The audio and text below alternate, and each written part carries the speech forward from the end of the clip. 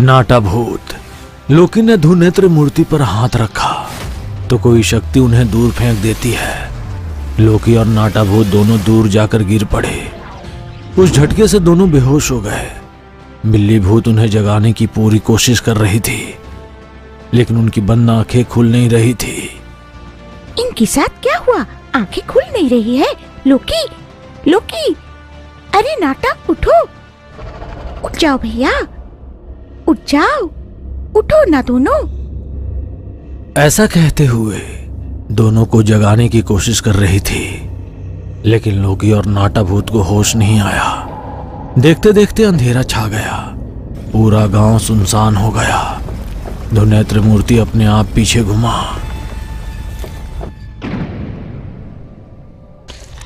उसकी आंखें एक एक करके टप टप झपकने लगी। उन आंखों में से एक बंद थी, दूसरी आंख पूरी तरह खुली थी। उस आंख की पुतली तेज से इधर उधर घूम रही थी। बाकी सारी आंखें तेजी से झपक रही थी। उस आंख से एक सुंदर आत्मा जैसी आकृति बाहर निकली। ये सब देख रही। आजुम्बा आजुम्बा, जम्बरा जम्बू आजुम्बा, जमात पे आजुम्बा, कम्बरा कम्बू आजुम्बा, आब्रका बाब्रका हम फट स्वाहा, फटाफट स्वाहा। बिल्ली भूत ने मंत्र पढ़कर उस आत्मा पर अपनी शक्ति का प्रयोग किया, लेकिन उस आत्मा के चारों ओर एक अद्भुत घेरा जैसा था, जिसने बिल्ली भूत की शक्ति को रोक दिया। रुको रुको, घबराओ मत, मैं तुम्हें कुछ नहीं करूंगी, मुझ पर विश्वास करो। आखिर तुम कौन हो? उस मूर्ति को छूने पर हमारे दोनों साथी इतनी दूर जाकर गिर गए। उनकी बंद आंखें खुल नहीं रही है। उन्हें देखकर मुझे बहुत डर लग रहा है। घबराओ मत, उन्हें कुछ नहीं हुआ। धुनेत्र को छूने की वजह से वे बेहोश हो गए हैं, बस इतना ही। मैं उन्हें होश में लाती हूँ, रुको। इतना कहते हुए उसने अपने दोनों हाथ फैलाए और उनके ऊपर प्रकाश प्रसारित किया। तुरंत लोकी और नाटा भूत दोनों ने अपनी आंखें खोल ली। क्या हुआ? जैसे ही मैंने उस मूर्ति पर हाथ रखा, बादल छा गए और चारों ओर अंधेरा ही अंधेरा हो गया। सब धुंधला हो गया। तुम पर बेताल का मुकुट है, फिर भी तुम्हें इतनी दूर जाकर गिरना पड़ा। तो मुझे तो रुकना चाहिए था, पर नहीं, मैं भी बिना सोचे समझे बड़े वीर की तरह गया और उस मूर्ति को छू दिया। तुम्हारे लिए अंधेरा और मेरे लिए तो घूप अंधेरा। दिमाग सर में घूम गया।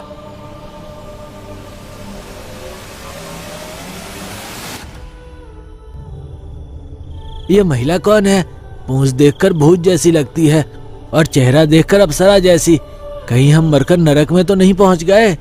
इस मूर्ख के पास कद्दू जितना दिमाग है, लेकिन उसमें टमाटर जितना भी अकल नहीं है। तुम्हें मरे तो बहुत समय हो गया रे नाटा, तुम तो भूत हो, फिर से मरने का क्या मतलब? अरे हाँ, सही कहा, हम भूत हैं, ये बात भूल गया था। वैसे भी ये लड़की बहुत सुंदर है। भूत है, प्रेत है या पिशाच है पता नहीं, लेकिन उसकी सुंदरता को देखने के लिए मेरी दोनों आंखें काफी नहीं है।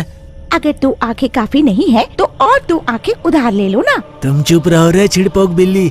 हमारी बिल्ली भूत की तरह तुम्हारे पास भी पूंछ है, लेकिन सुंदरता में तुम बिल्ली भूत की तरह गिरगिट के चेहरे वाली नहीं हो। तुम्हारा चेहरा तो बहुत सुंदर है। उल्लू जैसी आंखें लगाए इस नाटे को मेरे अलावा सब सुंदर लगते हैं। चोर शक्ल वाला, मेरा चेहरा गिरगिट जैसा है। चुप करो तुम दोनों।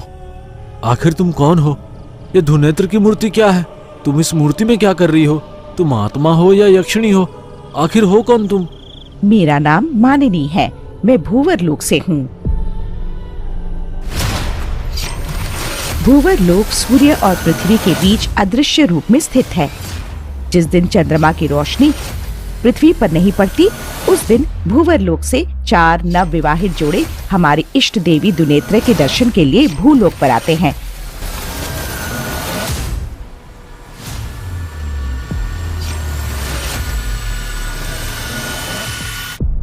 धुनेत्र की मूर्ति पृथ्वी की गहराई में कहीं छुपी हुई थी। उसे तुम्हारे मनुष्य ने बाहर निकालकर देवी की मूर्ति समझकर ऐसा मंडप बना दिया। धुनेत्र की मूर्ति के पीछे की 16 आंखों के जरिए 4 जोड़े एक साथ आ सकते हैं।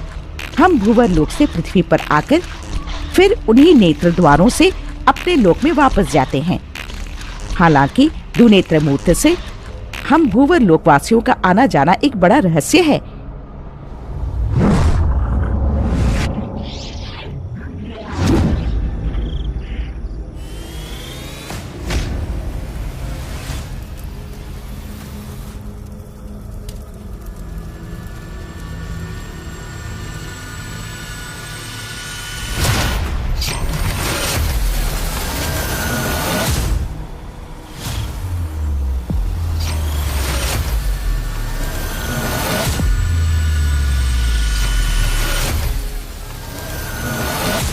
एक अमावस्या की आधी रात को भूवर लोक से हम 4 जोड़े आए थे, लेकिन उस रहस्य को जानकर हमें बंदी बनाकर हमारे सिर पर मौजूद भूवर लोक का मुकुट प्राप्त करने की चाह रखने वाले तांत्रिक वित्रजाल ने 4 जोड़ों में से एक जोड़े यानी मुझे और मेरे पति को बंदी बना लिया। बाकी 3 जोड़ियां किसी तरह बच निकली। मैंने कहा था ना, भूवर लोक और भूलोक के बीच केवल दुनेत्री के माध्यम है। हमारे लोक से इस लोक में आने के लिए और यहाँ से वापस अपने लोक में जाने के लिए दुनेत्र की मूर्ति एकमात्र रास्ता है। मैं किसी तरह उससे बच निकली, लेकिन मेरे पति वहीं उसके पास रह गए। बिना मेरे पति के मैं अपने लोक वापस नहीं जा सकती, और अगर मुझे अपने लोक जाना है तो मेरे पति को भी मेरे साथ होना होगा। वित्रजाल नामक ये तांत्रिक आसान तरीके से भूवर लोक का मुकुट पाना चाहता है, लेकिन भूवर लोक का मुकुट दिव्य शक्ति से भरा है। वो सामान्य मनुष्यों को इतनी जल्दी नहीं मिल सकता। इसलिए उसने कालाक्षा देवी की शक्ति से भूलोक में आने का रास्ता ढूंढ निकाला। मेरी मंगलसूत्र छीनने के कारण भूवर लोक की शक्ति क्षीण हो गई और मैं भूवर लोक के शाप का शिकार हो गई। हम दोनों उसकी जाल में फंस गए। हमारे साथ आए बाकी 3 जोड़े किसी तरह बच गए। जब वो हमें अपने बंधन में लेकर आकाश मार्ग से ले जा रहा था, मुझे अपनी शक्ति का उपयोग कर उसका बंधन तोड़ने में सफलता मिली, लेकिन उसने मेरा मंगलसूत्र छीन लिया। भूवर लोक के नियमों के अनुसार जब हम किसी अन्य लोक में जाते हैं तो पति द्वारा पहनाया गया मंगलसूत्र किसी भी स्थिति में अलग नहीं होना चाहिए। अगर ऐसा होता है तो अशुभ घटनाएं घटती हैं। इस वजह से भूवर लोक के शाप का मैं शिकार हो गई। मुझे जन्म से मिली भूवर लोक की शक्तियाँ समाप्त हो गई। सूरज की रोशनी में मैं एक पिशाचिनी बन जाती हूँ, लेकिन रात के समय मेरा असली रूप वापस आ जाता है। भूवर लोक का मुकुट मेरे पास होने के कारण रात में कोई मुझे छू नहीं सकता। भूवर लोक में वापस लौटने की आशा में मैं हर रात हमारी देवी दुनेत्र से रो रो कर प्रार्थना करती थी। मेरा पति जहाँ भी है सुरक्षित रहें और उन्हें मुझ तक पहुँचाने की प्रार्थना करती थी। मेरी पूजा को किसी को नहीं देखना चाहिए। अगर कोई देख लेता तो उसे शाप लगता और वो विचित्र बिल्ली में बदल जाता। शाप की अवस्था में मैं किसी से बात नहीं कर सकती थी। अगर मैंने किसी से बात की तो मेरी बात सुनने वाला वही खून की उल्टी करते हुए मर जाता। शाप की अवस्था में तुमने मुझे अपने खाली हाथों से मारकर मेरे शापित शरीर और उसमें बंधी मेरी भूवर लोक की आत्मा को, जैसे ही मेरा पति आकर मुझे मंगलसूत्र बांधेंगे, मुझे मेरा पूरा भूवर लोक रूप और शक्ति वापस मिल जाएगी। तब तक मेरी आत्मा इस मूर्ति को नहीं छोड़ेगी। मेरे शाप को दूर करने वाले वीर, कृपया मेरे पति को खोजकर मेरे पास लाओ और हमें हमारे लोक तक वापस पहुंचने में मदद करो। मैं तुम्हारा ऋण कभी नहीं भूलूंगी। उस वित्रजाल को तुम्हारा मुकुट क्यों चाहिए? क्या वो मुकुट हमारे बेताल मुकुट से ज्यादा शक्तिशाली है? पृथ्वी के नीचे 7 लोक और पृथ्वी के ऊपर 7 देव लोक हैं। बेताल लोक पृथ्वी के ऊपर हैं। भूवर लोक पृथ्वी और सूर्य के बीच स्थित है। हमारे भूवर लोक वासियों को ये मुकुट जन्मजात वरदान स्वरूप मिलता है। जिनके पास ये मुकुट होता है वे कभी नहीं मरते। ये मुकुट अतल, वितल, सुतल, तल तल, महातल, रसातल और पाताल लोक की शक्तियों का सामना करने की क्षमता रखता है। इस मुकुट को हासिल करने के लिए ही वित्रजाल ने मेरे पति और मुझे बंदी बना दिया। तुम कह रही हो कि तुम्हें बंदी बनाए हुए कई साल हो गए, तो क्या वो इस बीच तुम्हारे पति का मुकुट हासिल कर चुका होगा?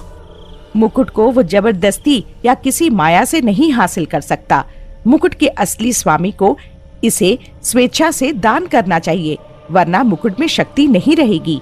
एक बार मुकुट दान कर देने के बाद उनका स्वामी कभी अपने पूर्व लोक में वापस नहीं जा सकता। उसे आम इंसान की तरह भूलोक में ही रहकर मरना पड़ेगा। अमरत्व समाप्त हो जाएगा। इसलिए मेरा पति कभी भी उसे वो मुकुट दान नहीं करेंगे। अगर उसने जबरदस्ती मुकुट लिया तो वो मुकुट उसके सिर पर केवल 3 दिन तक पूरी शक्ति के साथ काम करेगा। चौथे दिन उसका सिर टुकड़े टुकड़े होकर वहीं समाप्त हो जाएगा। उसे ये बात पता है, इसलिए वो मुकुट जबरदस्ती लेने की हिम्मत नहीं करेगा। मेरा पति किसी माया या छल से भी उसे ये मुकुट नहीं देंगे। अगर वो अपने पूजित कालरक्ष शुद्र शक्ति को भूवर लोकवासियों की जोड़ी को बलि देकर हमारे कंठ में स्थित आंख की पुतली को उसे अर्पित कर देते तो बिना हमारे दान दिए भी मुकुट उस वित्रजाल का हो जाएगा। इसी कारण मैं सबसे छिपकर शापग्रस्त होकर अज्ञात जीवन जी रही हूँ, ताकि वित्रजाल मुझे न पकड़ सके। इतने शक्तिशाली मुकुट के मालिक तुम्हारे पति को उसने आखिर बंदी कैसे बनाया? क्या तुम्हारा पति उसके बंधन से बच नहीं सकते?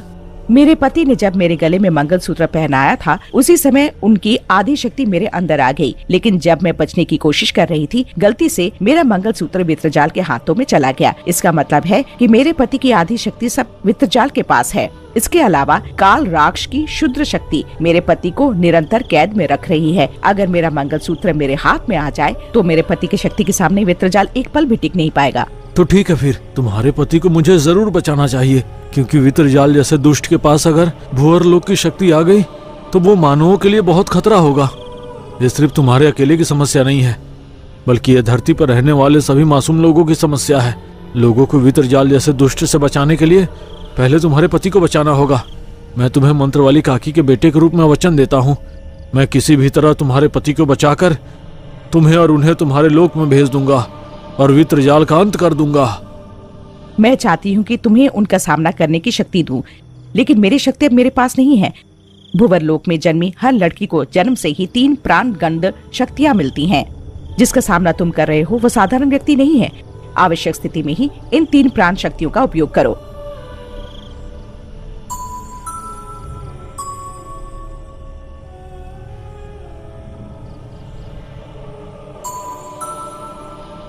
यहाँ से पूरब दिशा में कोसल कोण को पार करके जाना पड़ेगा। ये कहते हुए वित्रजाल के स्थान का रास्ता बताकर लोकी को 3 प्राणगंड हीरे देती है। लोकी तीनों हीरो को लेकर उन्हें अपनी थैली में रखकर नाटाभूत और बिल्लीभूत के साथ मणिनी द्वारा बताए दिशा में निकल पड़ता है। वित्रजाल जिस पहाड़ी पर रहता है वह समुद्र से काफी दूर है। 3 बड़ी पहाड़ों के बीच एक गहरी खाई है। खाई के गहरे हिस्से में वित्रजाल रहता है। अचानक कहीं से आई खोपड़ी के पिंजरे बिल्ली भूत और नाटा भूत को बंदी बनाकर अलग अलग दिशाओं में उड़ गए। लोकी को किस दिशा में जाना है ये समझ नहीं आया। वो वहीं हवा में खड़ा होकर देख रहा था, तभी अंधकार को चीरते हुए वित्रजाल आ गया।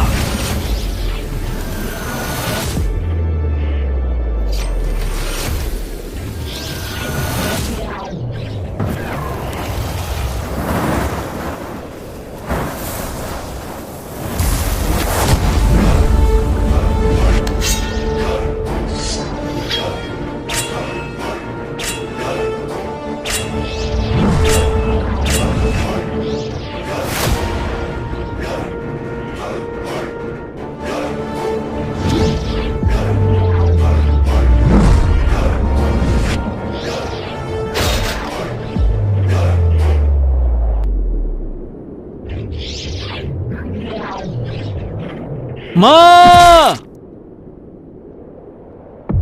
लोकी की माँ की पुकार महुआ के दीक्षा में बैठी हुई मंत्र वाली काकी को सुनाई देती है।